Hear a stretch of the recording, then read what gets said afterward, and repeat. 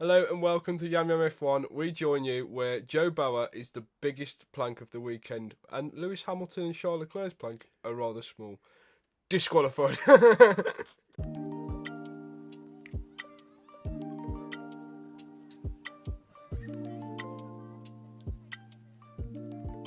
Right, so we'll start off talking about the start of the race. Turn 1 at America is always chaos, isn't it? It's always a hectic one. Yeah, and it's always nervy watching it on TV, I find. Yeah. You know, it's a corner that closes up lots. And, I mean, we saw what happened to Sainz last year. And you don't have to be the car that spun to be badly affected by it. No. Obviously, with Russell getting the penalties last year for spinning Sainz. Most cars, dare I say it, made it around turn 1 alive. I think that's the cleanest turn 1 at Texas I've actually ever seen. I know, yeah. It was like, I wouldn't say it was perfectly clean, dead clean, but it was cleanish. Yeah, it was. Yeah, it was pretty good, to be fair. You know, good, and I think this season has actually been quite a lot of clean starts. I mean, we saw Monza, and we're expecting like front wings to fall off and all sorts, and to our disappointment, nothing happened. But yeah, it's quite a clean start, at least until you get to turn 2. That is. Watching the footage back, you had Ocon, who obviously hit that bump in the road, which sort of, did you see the slow-mo of it? It jumped the car outwards across the corner, and obviously him trying to regain control meant that he bashed into the side of Piastri, which was the first catastrophe of the race.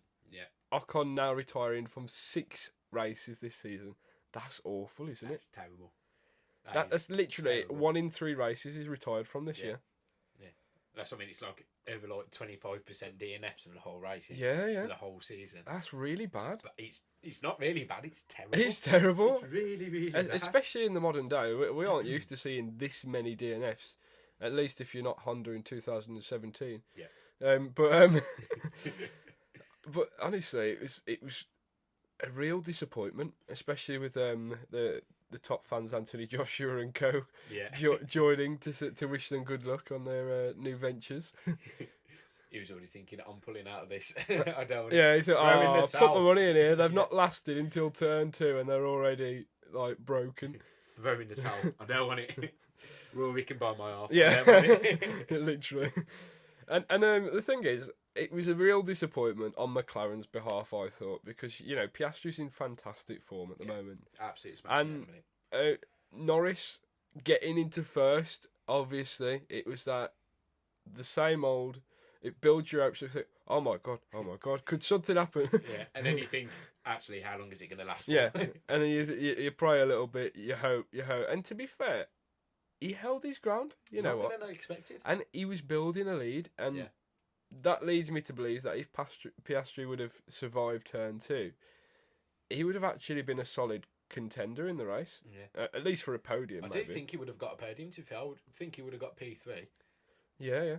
I mean, eventually what happened after the race, I think he definitely would might have have inherited it, if nothing else, yeah. You definitely would have inherited it either way. Yeah. So I'd say 99.9% chance Piastri would have had a podium on Sunday. It would have been nice to see, absolutely. I think as a rookie driver, seeing him get podiums, he got that race win in the sprint race, didn't he, in Qatar. It's so good to see a rookie performing so well in F1, and especially it being McLaren. Yeah. Not biased at all. No, not biased at all. No, but it's just nice to see. It takes you back to like the glory days, like 07 with like Lewis and Fernando. Yeah, definitely. A better relationship between the teammates, obviously. But yeah, it's just it is nice because you've had like Stoffel Van Dorn come in and you know, okay, the car wasn't strong in the slightest at all. Yeah. With performance or reliability, but with someone like Stoffel Van Dorn, it did not work for him. Like he just didn't. Yeah, it's not exactly like he's a bad driver necessarily. He's done really well in Formula E. Yeah, he's one of those drivers that he had like promising talent and he was going to do quite well. You'd think that he'd have stayed in F1 for a good few years. Yeah, definitely. I mean, then again, you look at other Formula E stars such as Nick De Vries, obviously.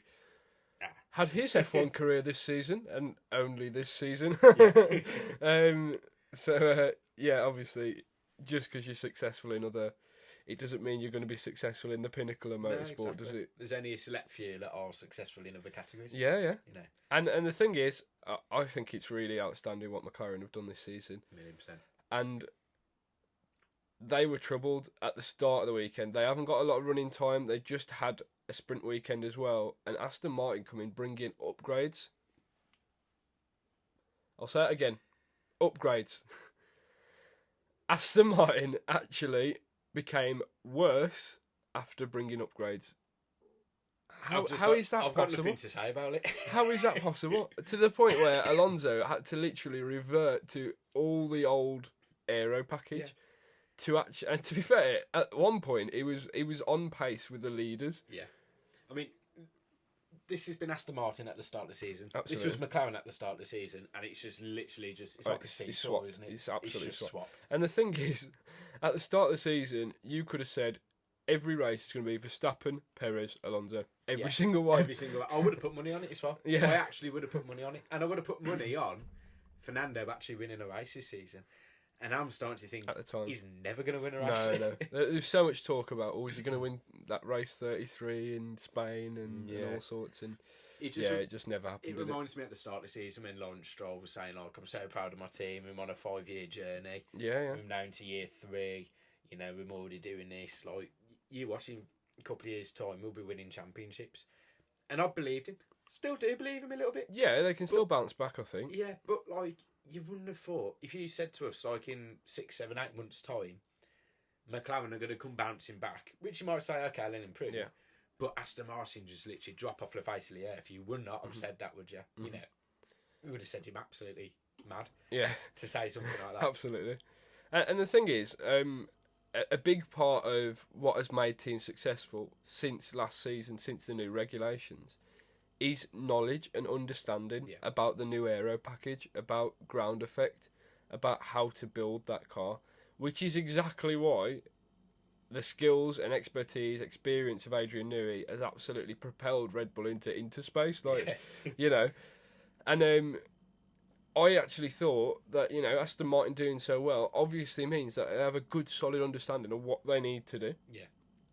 Clearly, it seems like they don't have a clue.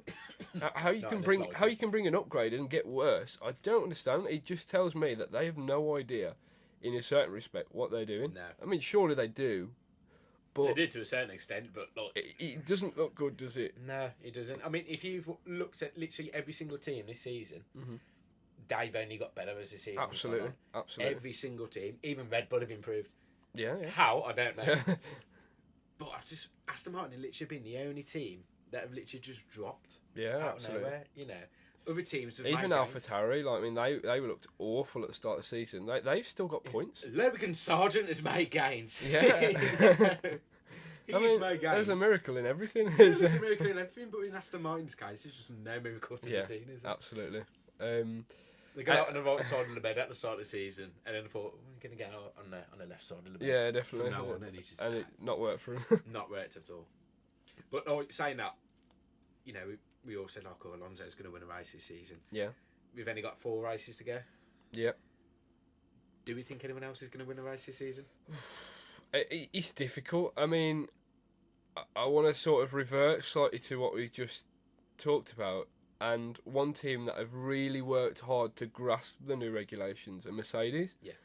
And actually, I would say, if any team are going to win a race from now until the end of the season, it will be either George Russell or Lewis Hamilton. 1,000,000%. I think Lewis Hamilton is showing, race in, race out, that he's still the main challenger in terms of ability to Verstappen. I don't care what you say, there's 3 drivers on that grid that are the top drivers, and that is Verstappen, Hamilton, Alonso. Agreed. Absolutely. Obviously, the 2 oldest drivers in Hamilton and Alonso. Yeah. But the thing is that I don't know whether that's quite a negative for all the new drivers coming into F1. Are they not as good as they used to be? I mean, you look at someone like Kimi Räikkönen. Imagine if he come in now. Yeah. You'd think he'd just smash the place up. Like, yeah, exactly. You know, he was just unfortunate to come in when you had Schumacher and Alonso in his prime. I mean, that's what we thought when Max came into F1. You know, in 2015, he was 17. He had 1 season single-seater. Year before, he was in go-karts. We were thinking, like, what the hell is going? This should not be allowed. And do you know what? It shouldn't have been allowed. Yeah. And he shouldn't have been able to join F1 for at least another year. Yeah. You know, I mean, okay, the next year when he was 18, he won a race. Fair enough, he did well on that. Yeah. But you can't take that risk early on. Oh, he still had to finish third, didn't Yeah. he? He still had to finish behind both Mercedes, and obviously they took each other out, so it just meant that he inherited first. Well, so. yeah, exactly. But to keep it together against, your teammate, which is Daniel Ricciardo. Absolutely. That's really some well. stuff, isn't it? Yeah. Yeah.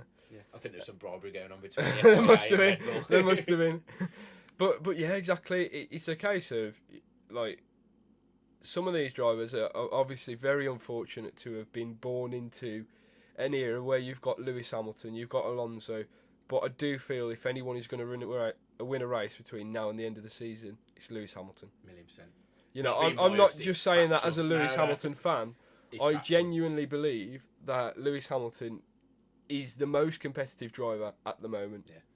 Now, if you'd have asked me this 12 months ago, I wouldn't have necessarily said he's on par in terms of driving ability, but I would have said Charles Leclerc. Yeah. Now, this weekend, Charles Leclerc has had a really quite strong weekend. Yeah. You know, he got pole position. He got quite good in the sprint pole as well. Am I right in thinking he got third in the sprint pole? I think so. In the sprint pole, in the sprint race. Sprint race, yeah.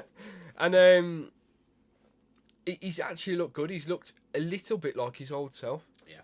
But the race, he just went from... He started first, lost the lead off turn one, which I appreciate. It's a bit of a difficult turn one to defend, really. Yeah. You know, you're on the outside of an ever-closing bend. You're just going to get pushed off, aren't you? As long as they can get upside next year. But yeah, fortunately... Well, I was just about to say, fortunately for him, Hamilton and Leclerc got disqualified. He got disqualified. So, obviously, it didn't work out very well for him at all, did it? No. Carlos Sainz obviously got the podium, so it shows that Ferrari got something. Yeah. They've got something to go on from this weekend. But, yeah, I think it's Mercedes that are looking strongest, and that is where I will bring it on to strategy and say that, actually, Mercedes should have won that race. Yeah. 1,000,000%. If they brought Lewis in probably a lap or two before, it would have been a lot closer. Definitely. If they'd have brought him in a lap before, I reckon they'd have saved at the very least a second and a half. Yeah. At the very least. And that's all he needed. That is all he needed. He had 3.5 second pit stops. Now, I appreciate Verstappen also had a 3.3 second pit stop, which is very unlike Red Bull. But that is 3.5, 4 seconds wasted. Actually, in that race. If they'd have brought him in an extra lap early, 2 laps earlier than he actually did, you never know. He could have come out in front of Verstappen, he could have kept the lead, and he could have won the race outright. Yeah. Which would have been even sweeter, I think. Yeah. Even Definitely. Sweeter. I mean, I think a lap and a half towards the end, Lewis really started to pumping the lap times. Yeah, I mean, I was looking at it, I was thinking, it's 5 seconds, he's never going to get that gap. No. And then the next time I looked, it was like I blinked, and it was 2 laps to go, 1.5 laps to go, and there was 2 seconds in it. Yeah. I was like, oh, hang on. I was thinking he's going to get him down the back straight here now, and Max is just going to go ultra defensive. Yeah. But Lewis is still going to get past him because Lewis has got a problem with his brakes, and I thought, oh my God, it's going to happen. Yeah, I have to say, credit to Verstappen. You know what? He had his braking problems, but he held it. He managed to keep pace. He managed to keep himself in front. So fair play to him. And you know what? That's his 50th victory in F1. He is one of 5 drivers to get 50 victories in F1. Yeah. Schumacher, Vettel, Hamilton, Verstappen, Prost. There we go. Yeah. So, I mean, it probably would have been joined by Senna as well. Yeah. Had he obviously had lived longer. But realistically speaking, he is in very good company. Yeah, very good company. You know, and it's scary company. Especially when you consider he come into F1 when was it 2016? 15. So obviously he's got Rosberg in his prime. He's got Lewis Hamilton in his prime. Yeah. Mercedes in their prime. You know, Vettel at Ferrari. He's got some serious competition. You know. Yeah. And he's still succeeded. Yeah. And especially to say that like Mercedes were unstoppable up until 2020. Yeah. I mean, will it come to an end next season? I do think that Mercedes will have a stronger car next season. Yeah. I do also believe McLaren will. Yeah. Aston Martin's a bit of a question mark. Yeah, at the moment. Yeah. I think if Red Bull are going to win again next season, winning next championships, blah de blah de blah de blah, same old. I do think it's not going to be as easy as this year. I don't think they'll be able to run away with it as much. They might be able to still sort of run away with it, but there'll be a bit more competition in Mercedes, probably McLaren also. Ferrari might have a little bit of a bounce back as well. Now Fred Vasseurs, a year in, he's I mean, Ferrari seem to have had a little bit of a revival because obviously they had that season last season where you expected them to be title challengers, and they ended up being the sort of clear third place team. Even though they had second in the constructors, they were clearly behind Mercedes for a good portion of that season, I think. And they've got a race win. They've got pole positions. Did they get a sprint race win at Baku, or am I thinking last season when Leclerc I think they did, But I'm only saying that because I think you said it in the previous I might have done. I can't remember whether it was last season or this season now, but either or, Ferrari have actually been in and around, and they've only been really hampered by the fact that McLaren have come good and Aston Martin have come good. So I do think, even though we said this last season, it will be a more competitive season this season coming. However, Red Bull have had that little bit longer to prepare the car, to research. They know the score, don't they? And they know all the regulations. And I'm going to throw a little bit of a spanner in the works now. Go on. Daniel Ricciardo, 2024 world champion. I'm just going to throw that out there now. Imagine. Just if Red Bull are going to win next season, and Daniel's in, who knows? I mean, I have to say, Red Bull have been rather fortunate the last two races in the sense that Hamilton is going to pass Perez. And it was the inevitable. Perez hasn't done very well, to be honest. Then Hamilton gets... Yes, it was his fault. Hamilton gets smashed off the track. It was his own fault. And then Hamilton gets disqualified. So, I mean, Perez has been so lucky, because otherwise there'd be no competition, would there? No, there wouldn't be. And it just goes to show that anyone can say the RB19, he's sort of it's this, that, and the other. He's fantastic. Of course, he's going to win, but you still have to win the race. Yeah, exactly. Verstappen still is the best driver on the grid. At the moment, because Perez, a very, very good driver, has shown that actually just because you're in the best car, it doesn't actually mean you're going to be first. No, of course it doesn't, and I think that has proved it. To be honest. Like how obviously people say, like, in the past they said, like, oh, Lewis is winning, is the best only because he's in the fast car. He is, well, at that point he was the best, and he was in the fastest car. Standard. But when you had like teammates like Valtteri Bottas, who I'm not slating at all, or then when you've got Checo in exactly the same car as you again, who I'm not slating that much, but that just proves that you are the fastest, because even if another good driver's in the same car as you and he's still nowhere near you, that must mean something. That must mean that you are the best. Absolutely, And to quote Drive to Survive, Perez was saying, like, he does a brilliant lap, and then he looks at the data and he's like, how has Verstappen got 7/10 faster? And you're just like, it must be a real sort of mess with your mind sort of thing, to be able to look at that and just think there's literally nothing else I can get out of this car, and he's majority of a second faster than me. I mean, that's like what Rosberg would used to think, like, when he was up against Lewis in the same car. Like, I saw the video earlier on when Nico had just won the championship, and in the press conference he was like, ever since we were kids in the same team at go-karting through the categories, in the last couple of years, Lewis just, I gave it more, and Lewis just always outdid me. Just always did it. And that just must be, mentally, that must just be, like, exhausting and painful. That's why he retired. You're giving it your all, and you can't do it, and you just don't know why. So, that's why he retired. To be fair to him, it must have been so painful for him to come second in 2014 and 15, knowing that you have what is unbelievably the best car on the grid. Just to come second to Lewis Hamilton. For him to finally do it, no wonder he retired. Just finish on top, because I'll probably finish second again next season. Yeah, exactly. He set out what he needed to do, but Lewis was just stopping him. Yeah, absolutely. but he absolutely smashed it. So yeah, it was a race of strategy. It was a race of good fortune, misfortune. It was a race of disqualifications.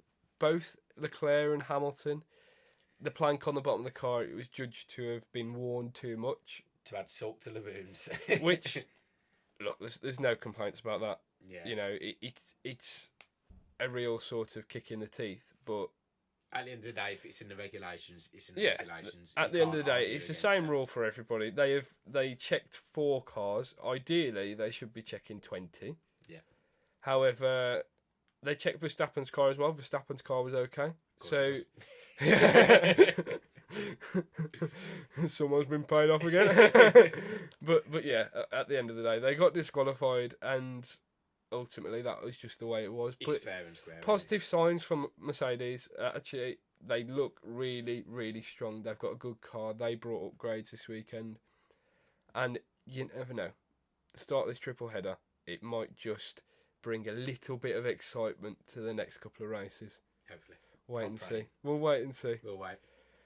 Right then, so that has been the US Grand Prix. Verstappen wins again. 50 Grand Prix victories now. He is just in the record books as one of the greatest of all time. Right, thank you for watching. We've been Yummy F1, and we'll see you next time. Ta-ra a bit.